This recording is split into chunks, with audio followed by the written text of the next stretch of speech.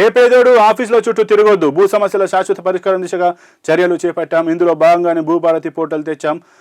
పొంగులేటి సాదా బైనమాలకు త్వరలో శాశ్వత పరిష్కారం చూపుతాం. రంగారెడ్డి జిల్లా ఆమనగల్లు మున్సిపాలిటీ పరిధిలోని విటాయిపల్లి గ్రామంలో పోర్టల్ ప్రారంభించారు. ఇక నిన్న ఏదైతే భూభారతికి సంబంధించి నిన్న పోర్టల్ని అయితే మంత్రి పొంగులేటి శ్రీనివాసరెడ్డి రంగారెడ్డి జిల్లా ఆమనగల్లు మున్సిపాలిటీ పరిధిలోని విటాయపల్లి గ్రామంలో పోర్టల్ని అయితే ప్రారంభించినట్టుగా మనకు తెలుస్తుంది. దానికి సంబంధించి నిన్న రాష్ట్రంలో పైలట్ ప్రాజెక్ట్ కింద ఎంపిక చేసిన రంగారెడ్డి జిల్లా ఆమనగల్లు మున్సిపాలిటీ పరిధిలోని విటాయపల్లి గ్రామంలో నిన్న మంత్రి పొంగులేటి శ్రీనివాసరెడ్డి అయితే పాల్గొని ఈ యొక్క భూభారతి పోర్టల్ని ప్రారంభించారు. ఇక గత 10 ఏళ్లలో బీఆర్ఎస్ ప్రభుత్వం నేతల అభివృద్ధి పేరుతో ప్రజల ఆస్తులు దోచుకున్నారని, వారు టెర్రరిస్టులా వ్యవహరిస్తున్నారంటూ కూడా ఆయన ఆరోపణలు అయితే చేశారు. ఇక భూభాగవతాలు ఒక్కొక్కటిగా వెలుగులోకి వస్తాయంటూ కూడా ఆయన తెలిపారు.